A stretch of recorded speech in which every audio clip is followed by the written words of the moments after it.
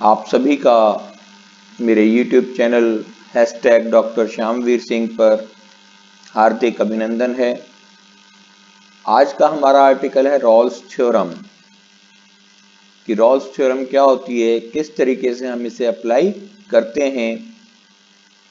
तो स्टार्ट करने से पहले आप में से जो भी अभी नए नए इस चैनल से जुड़ रहे हैं वे सभी इस चैनल को सब्सक्राइब करें, लाइक करें, शेयर करें और बेल आइकन को दबाना ना भूलें ताकि इसी तरह के आर्टिकल्स के नोटिफिकेशन उनको टाइमली मिलते रहें। तो रॉल्स थ्योरम क्या कहती है, let f B a real valued function, कि f कोई रियल वैल्यू फंक्शन है, define on the close interval a comma b।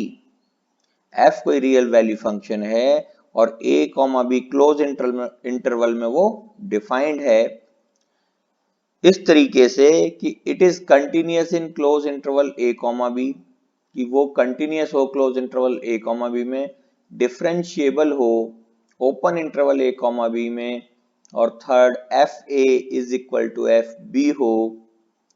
तो there exist a real number c belongs to open interval a comma b such that f dash c is equal to 0।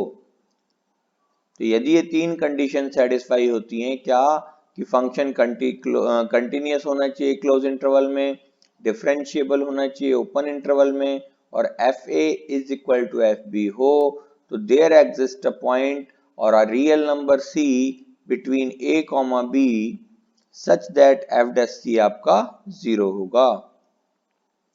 इसी की geometrical interpretation क्या है कि हमने कोई real valued function ले लिया एफ एक्स ए कॉमा बी में,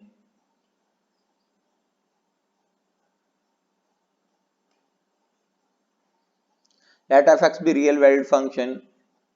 इस तरीके से एफ एक्स को ये रियल वैल्यूड फंक्शन है, कंटिन्यूअस है, डिफरेंशिएबल है क्योंकि कहीं भी ऐसा नहीं किसी भी पॉइंट पे फंक्शन आपका डिफाइन ना हो रहा हो, तो कंटिन्यूअस है, डिफरेंशिएबल है, और F A is equal to F B भी है इसमें। ए पॉइंट के coordinate A comma F A हैं, बी पॉइंट के बी कॉमा एफ बी, तो ए और बी दो पॉइंट लाई कर रहे हैं और दोनों में जो एफ ऑफ ए है वो एफ ऑफ बी के इक्वल है। तो यदि हम इसके हर पॉइंट पे टेंजेंट खींचें तो हम देखेंगे कोई एक पॉइंट ऐसा आएगा जिसपे जो टेंजेंट होगी वो पैरेलल टू एक्स एक्सिस होगी। तो पॉइंट सी, कम से कम एक पॉइंट ऐसा आएगा जिसपे tangent parallel to X axis होगी। तो ये पॉइंट हमने देखा सी पॉइंट ऐसा है जहां पे हम टेंजेंट ड्रॉ करते हैं, बाकी सभी पॉइंटों पे टेंजेंट खींचें तो वो एक्स एक्सिस के पैरेलल नहीं आएगी, लेकिन एक पॉइंट ऐसा है जिसपे यदि हम टेंजेंट खींचें तो वो एक्स एक्सिस के पैरेलल होगी। तो जो आपकी, और दूसरा हमने इसी तरह से एक और कर्व लिया, ये भी कंटिन्यूअस कर्व है, ए कॉमा बी में डिफाइन है, F A is equal to F B है। अब डिफरेंट पॉइंट्स पे हमने टेंजेंट खींची तो हमारे पास पॉइंट आ गए, एक पॉइंट ये आ गया C comma F C, A B C comma F C, suppose के A B C comma F C, मतलब तीन पॉइंट्स आ गए हमारे पास जहां पे टेंजेंट हमारी पैरेलल है एक्स एक्सिस के। तो ज्योमेट्रिकल इंटरप्रिटेशन में रॉल्स थ्योरम यही कहती है कि यदि कोई फंक्शन डिफाइन हो रहा है ए कॉमा बी में such that it is continuous in a comma b, differentiable in a comma b, f a is equal to f b, then there exist at least one point, कि कम से कम एक point ऐसा जरूर होगा lying between a and b such where tangent is parallel to x axis, कि a और b के बीच कम से कम एक पॉइंट ऐसा होगा जहां पे जो टेंजेंट होगी वो पैरेलल टू x एक्सिस होगी। तो दोनों डायग्राम आप देख सकते हैं, यहाँ पे एक पॉइंट आया है या एक से ज्यादा, इसलिए at least one point word use किया गया, there exist at least one point, कम से कम एक पॉइंट ऐसा होगा जहां tangent parallel to X axis होगी। तो इसका ध्यान रखना, 1 मार्क्स में आजकल जो ऑब्जेक्टिव क्वेश्चंस आ रहे हैं उसमें एक क्वेश्चन आ सकता है। Algebraic interpretation of Rolle's theorem कि एल्जेब्रिकली रॉल्स थ्योरम क्या सिग्निफाई करती है, क्या उसकी इंटरप्रिटेशन है। भाई हम कहते हैं एफ एक्स को पॉलिनोमियल ले लिया A and B as its roots, since a polynomial function जो होता है everywhere continuous and differentiable and A and B are roots हैं, तो F A is equal to 0 and F B is equal to 0। It means F A और F B दोनों equal हो गए। F X satisfy all the conditions of Rolle's theorem. Consequently, there exists a point C belongs to A, B such that f dash C is equal to 0. F dash C is equal to 0 means f dash x is equal to 0 at x is equal to C. F dash x 0 है, x is equal to C पे, means x is equal to C is a root of f dash x. X is equal to C is a root of f dash x. तो Rolle's theorem क्या कहती है कि between any two roots of a polynomial F X there is always a root of its derivative F dash X. कि भाई ए और B जो थे वो रूट्स थे पॉलिनोमियल एफ एक्स के, तो इनके बीच में जो सी पॉइंट है वो किसका रूट है, एफ डैश एक्स का। तो between any two roots of a polynomial there is always a root of its derivative F dash X. तो this is algebraical interpretation of Rolle's theorem.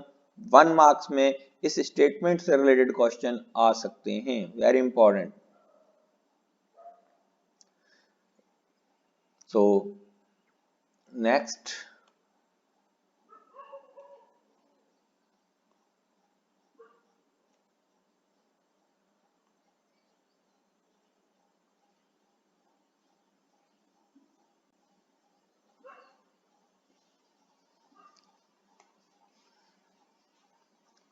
now there are some properties before doing Rolle's theorem of continuous function and differentiable function. A polynomial function is everywhere continuous and differentiable. यदि आपको polynomial function दिया हो तो उसे continuous और differentiable prove करने की requirement नहीं है, हम डायरेक्ट कह सकते हैं कि वो continuous होगा और differentiable होगा। Exponential function, sine function, cosine functions are everywhere continuous and differentiable. Logarithm function is continuous and differentiable in its domain, कि अपनी डोमेन में लॉगरिथम फंक्शन कंटिन्यूअस भी होता है और डिफरेंशिएबल भी होता है।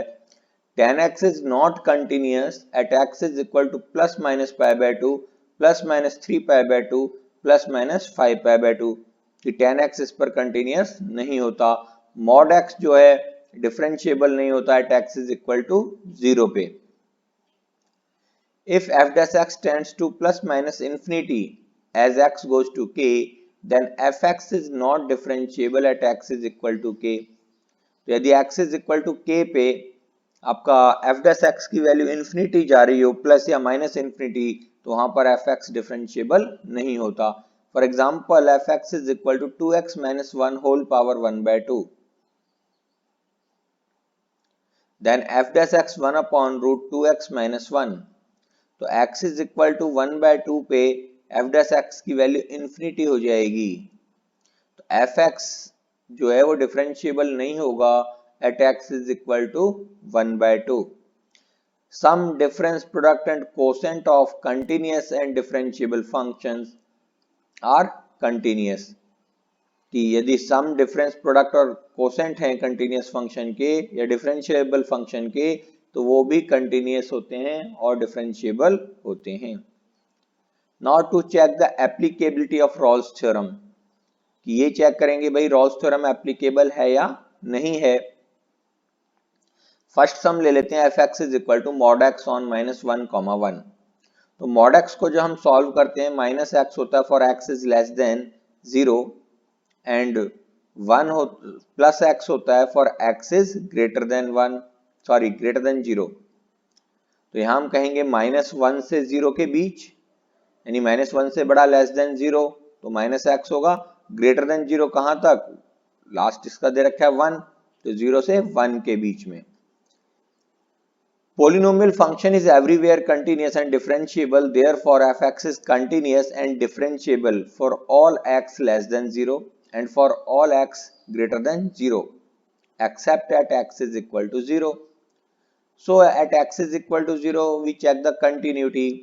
लेफ्ट हैंड लिमिट निकाली हमने, limit x goes to 0 minus F X which is equal to limit x goes to 0 minus X, यहाँ पे माइनस एक्स दे रखा है ना लेफ्ट हैंड के लिए, तो 0 माइनस माइनस एक्स होगा तो आपका क्या आ जाएगा, 0 ही आ जाएगा।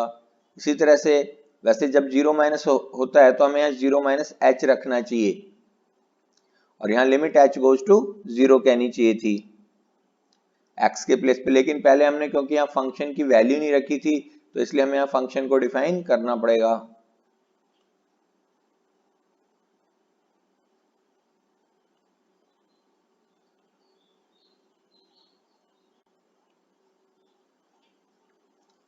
Similarly F X goes to 0 plus, तो limit x goes to 0 plus पे, अब 0 प्लस मतलब 0 से बड़े के लिए कौन सा फंक्शन होगा, x वाली वैल्यू होगी, तो यहाँ x वाली वैल्यू होगी और 0 रखने पे वो 0 हो जाएगी। तो हम देख रहे हैं कि left hand limit right hand limit function value equal है, तो एफ एक्स हमारा कंटिन्यूअस है। Now check the differentiability. तो left hand derivative at x is equal to 0, limit x goes to 0 minus F X minus F C upon x minus C होता है, या इसे a माने तो F X minus F A upon X minus ए।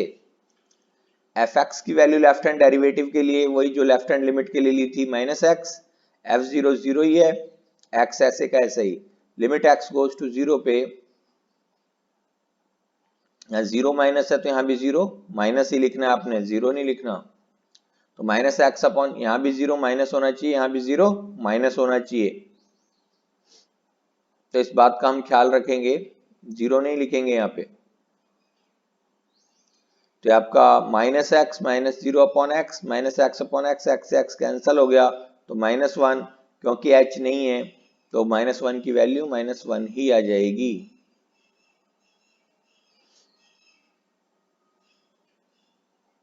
तो हम देख रहे हैं लेफ्ट हैंड डेरिवेटिव की वैल्यू जो आई है हमारी माइनस 1 आई है। इसी तरीके से राइट हैंड डेरिवेटिव निकालेंगे, और जब हम राइट हैंड डेरिवेटिव निकालेंगे तो यहाँ पे हम आपको बताते हैं,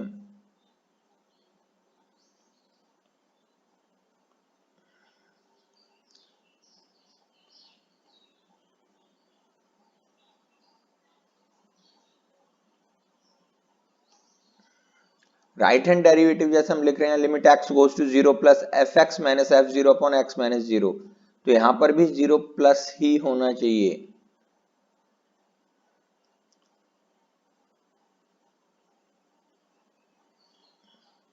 तो ये भी आपके यहाँ 0 प्लस होगा। ऐसी लेफ्ट हैंड लिमिट में 0 माइनस लिखेंगे, x माइनस 0 अपॉन एक्स, तो यहाँ भी अभी आपका limit x goes to 0 plus ही आएगा।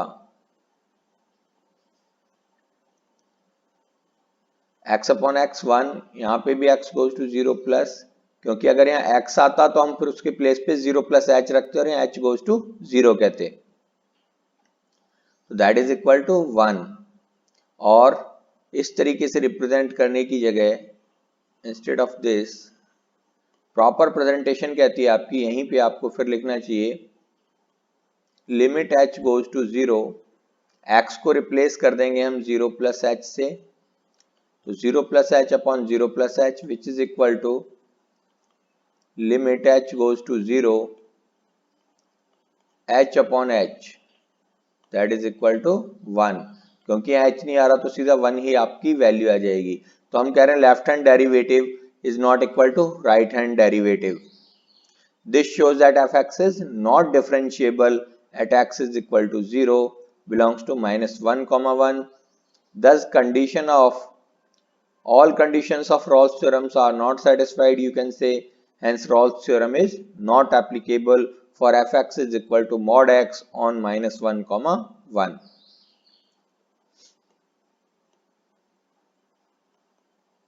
Now next one,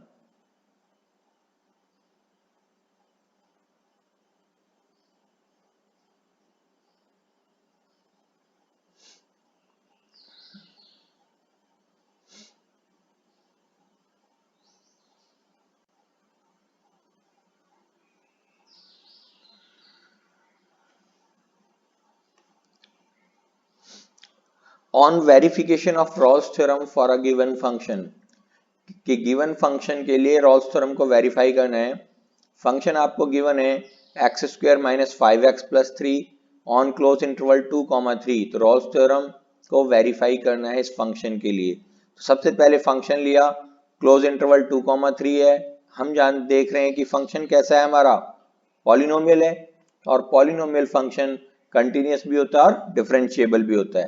तो हम डायरेक्ट कह देंगे कि f(x) is continuous on 2,3 and f(x) is differentiable on open interval 2,3.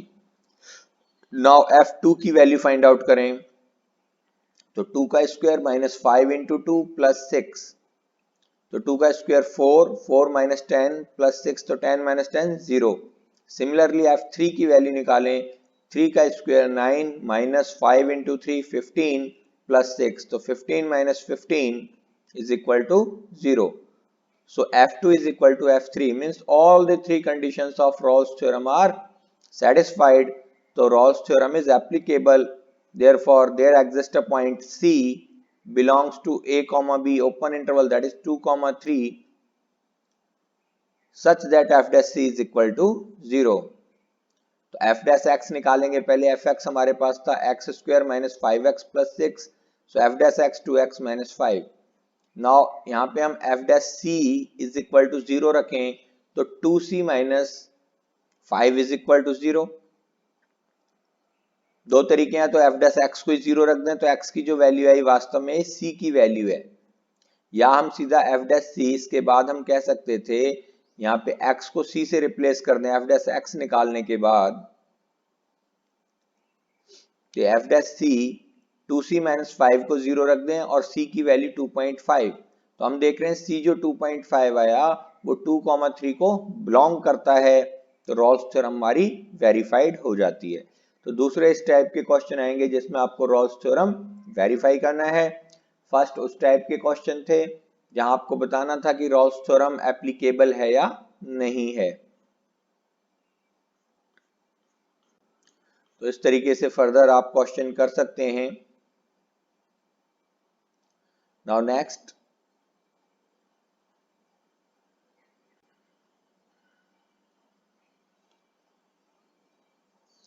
very important question from 12th point of view, board point of view. It is given that for function fx is equal to x cube minus 6x square plus ax plus b on 1,3, Rolle's theorem holds with c is equal to 2 plus 1 by root 3, कि इस point पे Rawls theorem आपकी hold करती है। और कहता है find the values of a and b की वैल्यू आपको निकालनी है if f1 is equal to f3 is equal to 0, कि f1 f3 दोनों ही 0 के इक्वल हैं। So let's start. A good question, many times it comes in 12th CBSE board. Now we are given that f1 is equal to f3 is equal to 0. So substitute f1 is equal to f3 is equal to 0. We got two equations. जब f1 हमने find out किया 1 cube minus 6 into 1 plus A plus B, और f3 find out किया तो 3 cube minus 6 into 3 whole square plus 3a plus B. तो ये आपका आ गया यहाँ से a plus B is equal to 5 and 3a plus B is equal to 27। दोनों को हम सॉल्व करेंगे तो a की वैल्यू 11 आएगी और b की वैल्यू माइनस 6।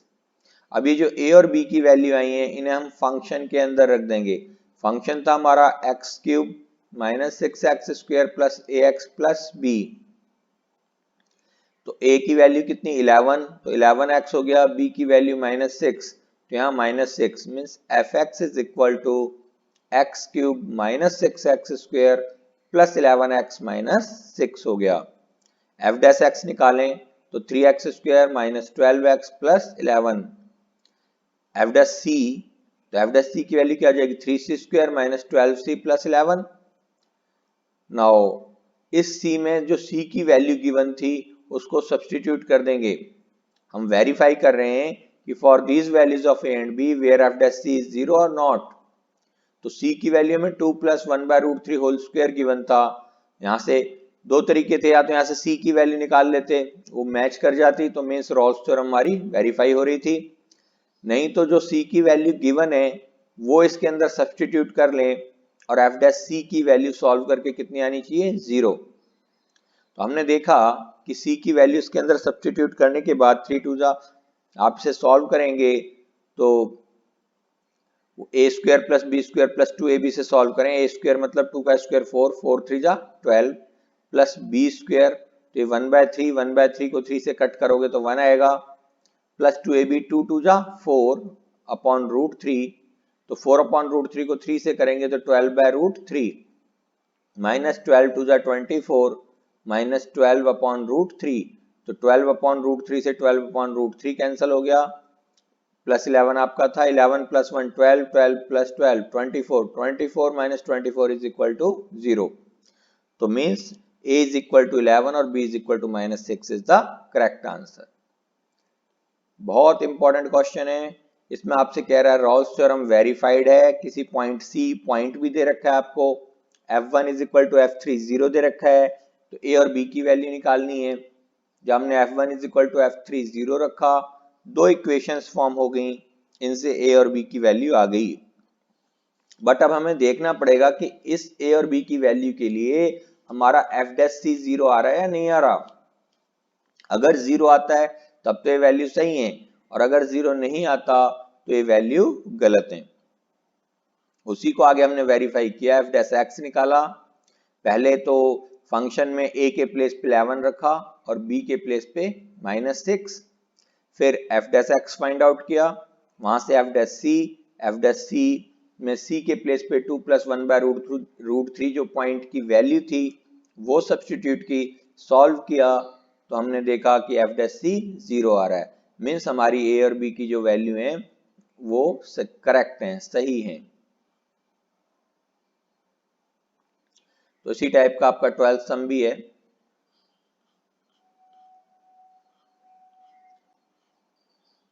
नेक्स्ट हम चल रहे हैं, इस टाइप के भी क्वेश्चन आए थे एग्जाम्पल 13 के जैसे।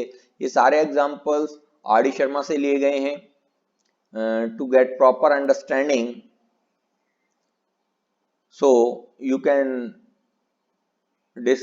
can see these questions in R D Sharma to grasp the understanding of Rawls theorem, how we can apply in different situations Rawls theorem. Now find the point on the curve y is equal to cos x minus 1, where x belongs to pi by 2 comma 3 pi by 2, at which the tangent is parallel to x axis. Find the point on which the curve y is equal to cos x minus 1 for x belongs to pi by 2 comma 3 pi by 2, at which tangent is parallel to x axis.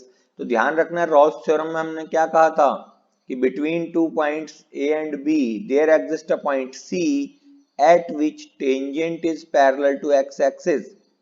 तो इसको देखते के साथ ही आपको समझ में आना चाहिए कि ये क्वेश्चन हमारा रॉल्स थ्योरम का है, कहीं लिखा नहीं इसमें कि रॉल्स थ्योरम को वेरीफाई करो या एप्लीकेबल है।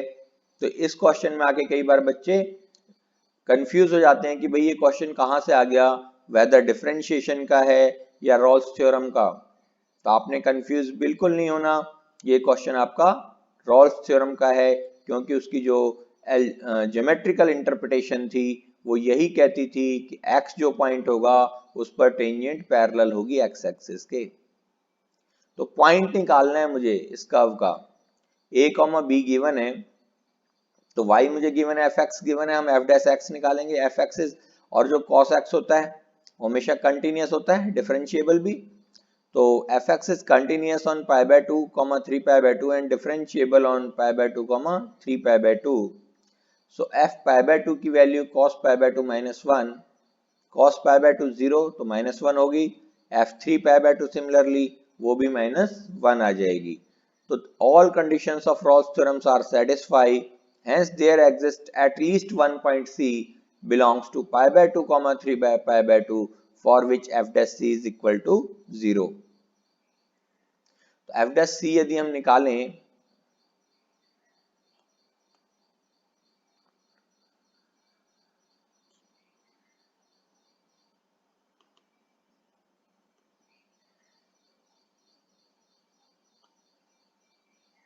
तो F dash C zero means cos X का डिफरेंशिएशन क्या होता है, माइनस साइन एक्स, तो minus sine C is equal to zero, और साइन की वैल्यू जीरो कब होती है, एन पाई पे, तो C is equal to pi ले लिया, क्योंकि पाई जो है वो minus pi by pi by two से 3 पाई बाय 2 के बीच लाई करती है। तो एफ सी की वैल्यू कितनी होगी, cos pi minus one, cos pi की वैल्यू माइनस वन, तो minus one minus to.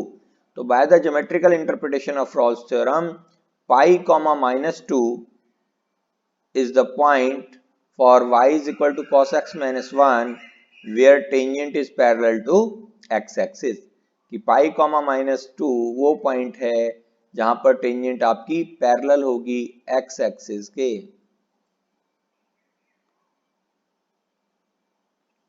Now next one is Lagrange's mean value theorem, कि लैग्रेंजेस मीन वैल्यू थ्योरम क्या कहती है, इसकी स्टेटमेंट है fx be a function defined on a comma b such that it is continuous on a comma b, it is differentiable on a comma b, then there exists a real number c belongs to open interval a comma b such that f dash c is equal to fb minus fa upon b minus a।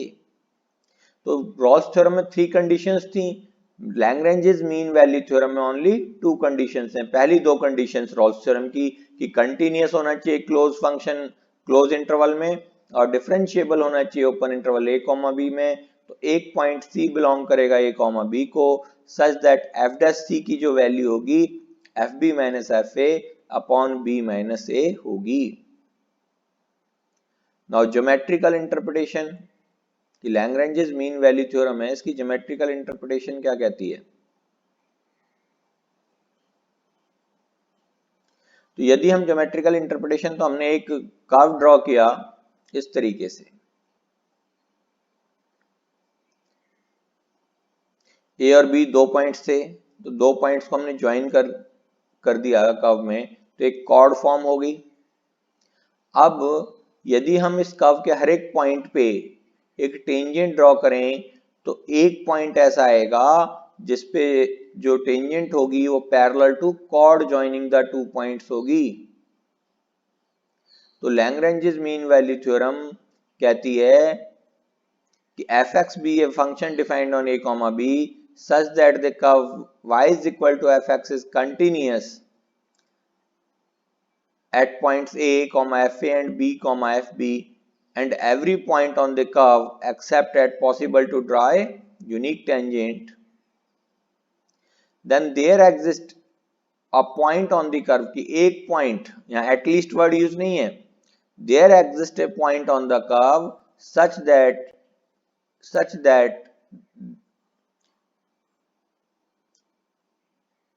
parallel to the chord tangent there, वहां पे जो tangent होगी is parallel to the chord joining the end points of the curve, कि there exists a point on the curve such that tangent there is parallel to the chord joining the end points of the curve, कि end points of curve को join करके जो chord form होती है, तो एक point ऐसा होगा उस पर जो टेंजेंट होगी वो पैरेलल होगी उस कॉर्ड के।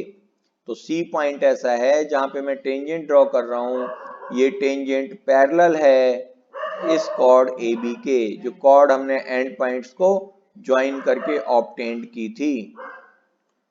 Now we will do some on Lagrange's mean values theorem.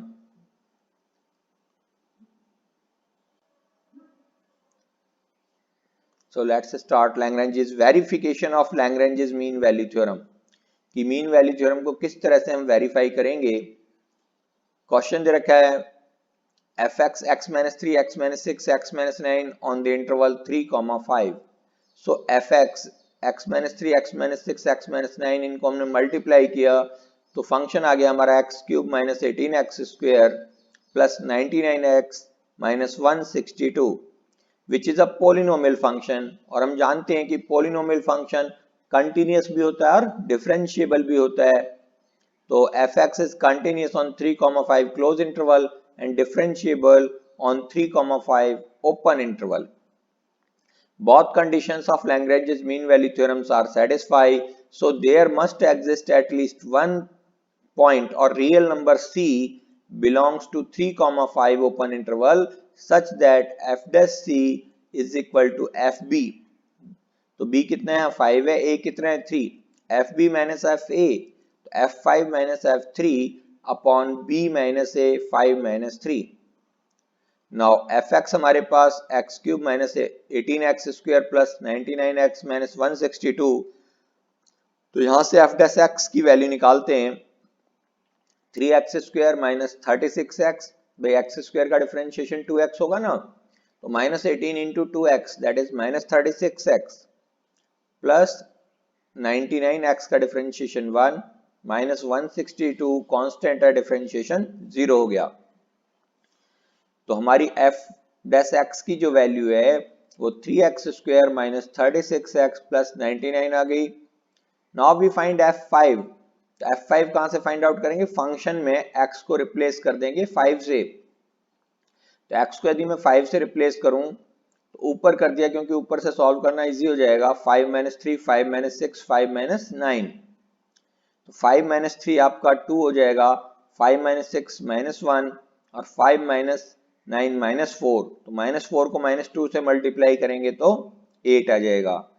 तो और x इज इक्वल टू यदि 3 पुट करेंगे तो 3 माइनस 3 0 हो जाएगा, तो f3 की वैल्यू आपकी 0 आ जाएगी. अब इन सभी वैल्यूज को रख देंगे f डैश x के प्लेस पे. यहाँ f डैश x का f डैश c कहते हैं वैसे हम, तो आप यहाँ c सब्स्टिट्यूट कर सकते हैं डायरेक्ट x के प्लेस पे. जरूरी नहीं पहले आप x निकालो फिर उसे c कहें, यहाँ आप डायरेक्ट x को c से रिप्लेस कर सकते हैं. तो f डैश c यदि हम कहें तो f5 minus f3 upon 5 minus 3 आ जाएगा. तो f डैश c की जो वैल्यू यहां से देखें 3c square minus 36c plus 99, c में भी लिख सकते हैं और हम x में भी लिख सकते हैं. f5 माइनस f3 तो 8 माइनस 0 अपॉन 5 माइनस 3 सॉल्व किया, x की दो वैल्यूज आ गई 8.8 एंड 4.8. तो हम देखें 3 और 5 के बीच कौन सी वैल्यू लाई कर रही है 4.8. तो c की जो वैल्यू होगी वो 4.8 होगी.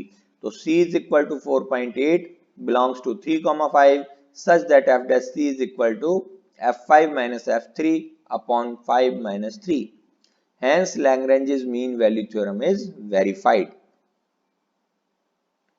तो इस तरीके से हम शो करेंगे कि Lagrange's mean value theorem आपकी वेरीफाई हो गई है. इसी टाइप के सम हमने रॉल्स थ्योरम में भी किए थे.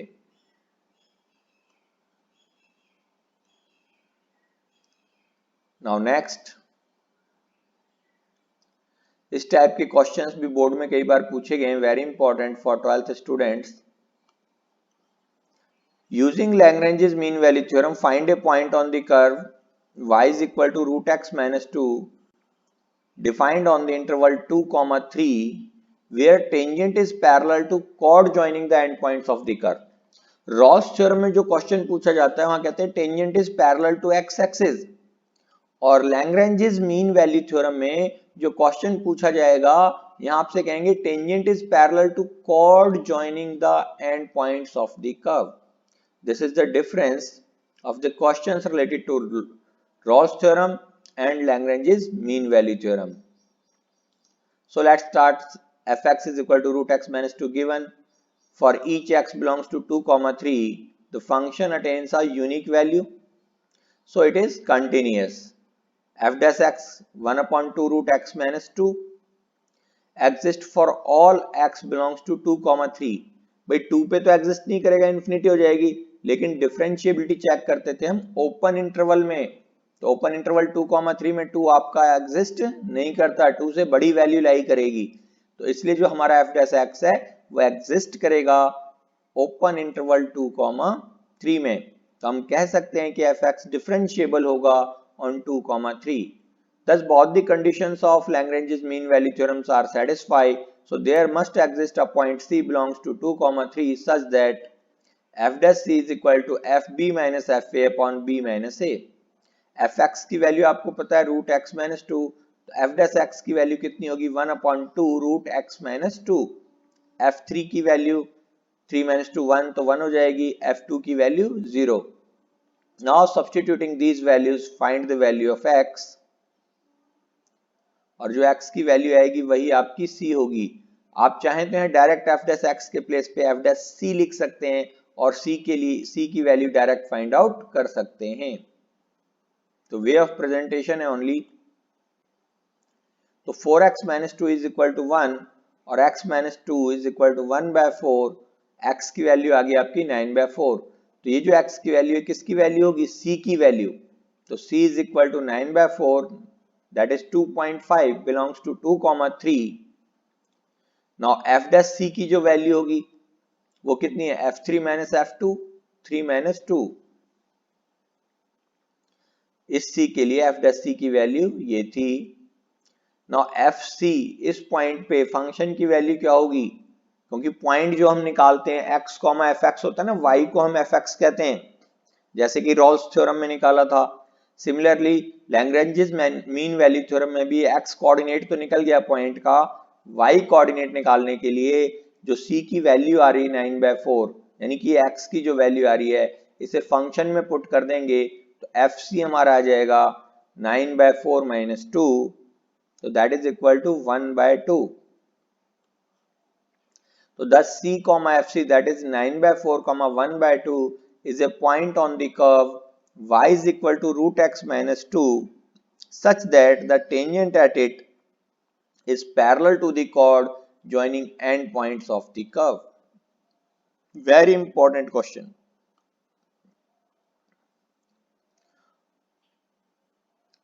आजकल इस टाइप के क्वेश्चन भी पूछे जा रहे हैं, तो very important.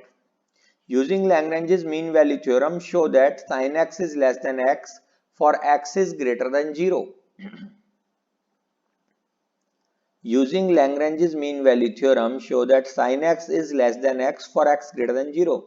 Now consider the function f(x) is equal to x minus sin x, defined in the interval 0, x, where x is greater than 0 given है हमें। तो हमने कोई फंक्शन ले लिया F x, x minus sine x है, वो 0, x interval में डिफाइन हो रहा है, x की वैल्यू ग्रेटर देन 0 है। अब ये जो है आपका x कंटिन्यूस होता है, साइन x भी कंटिन्यूस होता है, तो difference of two continuous function is continuous. So F X is everywhere continuous and differentiable, so it is continuous at point 0, x and differentiable on open interval 0, x. Consequently, there exists point C belongs to 0, x such that f dash C is equal to fb minus fa upon b minus a. fb मतलब fx minus f0 upon x minus 0. तो f dash C की value क्या होगी यहां से भाई, f dash x कितना होगा 1 माइनस साइन x का डिफरेंशिएशन cos x, और यदि c से रिप्लेस कर दो तो 1 माइनस cos c। डायरेक्ट भी हम कर सकते हैं, अदरवाइज क्योंकि हमें यहाँ आंसर x में चाहिए तो हम x में भी उसे लिख सकते, सॉरी यहाँ पे तो c में ही हम उसे सब्स्टिट्यूट करेंगे फिलहाल। तो x में भी लिख के हम सॉल्व कर सकते थे जैसे पहले हम करते थे।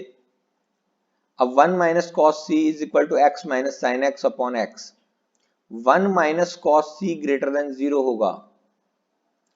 क्यों होगा, क्योंकि जो कॉस सी की वैल्यू होती है वो 1 और -1 के बीच में लाई करती है, तो या तो 0 होगी वैल्यू या उससे बड़ी वैल्यू होगी। अब क्योंकि जो पॉइंट सी होता है वो ओपन इंटरवल में होता है, तो सी की वैल्यू 0 नहीं हो सकती, इसलिए 1 माइनस कॉस एक्स जो है ये वैल्यू ग्रेटर देन 0 होगी। इसलिए x minus sine x upon x की value greater than 0, x minus sine x greater than 0, और we can say x is greater than sine x, और या sine x is less than x for all x। तो इस तरीके से हम इन sums को कर सकते हैं। इसी तरीके से tan x is greater then x आपको प्रूव करना है, तो बिल्कुल सेम लाइंस पे चल के आप फॉर 0 से π/2 आपको इंटरवल दे रखा है,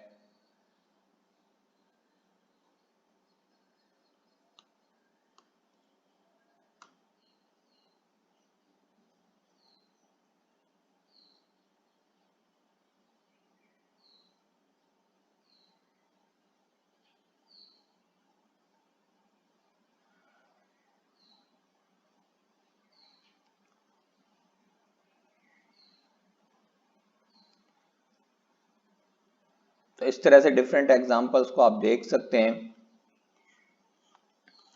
सेम लाइंस पे 10x वाला question, let x be any point in the interval 0,π/2, consider the function fx is equal to वही 10x minus x where x belongs to 0 to x is a subset of 0 to π/2, कि 0 to x जो है वो subset है 0 से π/2 का। तो 10x continuous होता है, x कंटिन्यूस होता है, तो difference of two continuous function is continuous, तो इसलिए fx कंटिन्यूस होगा। आपके क्लोज इंटरवल 0,x में डिफरेंशिएबल होगा ओपन इंटरवल 0,x में। So there exist a point c belongs to 0,x such that f dash c is equal to fb minus fa upon b minus a, means fx minus f0 upon x minus 0। तो f dash x यदि हम निकालेंगे sec square x minus 1, तो f dash c क्या हो जाएगा sec square c minus 1 is equal to fx के place पे 10x minus x minus 0 upon x। sec square c की जो वैल्यू होती है ग्रेटर देन 1 होती है for cos x, for cos belongs to 0, x which is a subset of 0, π/2 है, तो 0 और π/2 का ये सबसेट है, और cos π/2 0 तो इन्फिनिटी तो हम लेंगे ही नहीं, तो जो ये sec square c है ये greater than 1 cos is greater then 1, तो इट मींस इसकी जो वैल्यू होगी वो ग्रेटर देन 0 हो जाएगी। sec square c माइनस 1 की जो वैल्यू है वो ग्रेटर देन 0 हो जाएगी। It means 10x minus x upon x is greater than 0, or 10x minus x is greater than 0, or we can say 10x is greater than x for all x belongs to 0, π/2। तो इस type से आप और भी questions कर सकते हैं। Thank you, धन्यवाद। अगर आपको ये वीडियो पसंद आया हो तो आपसे लाइक करें, शेयर करें और चैनल को सब्सक्राइब करना ना भूलें। जय हिंद, जय भारत।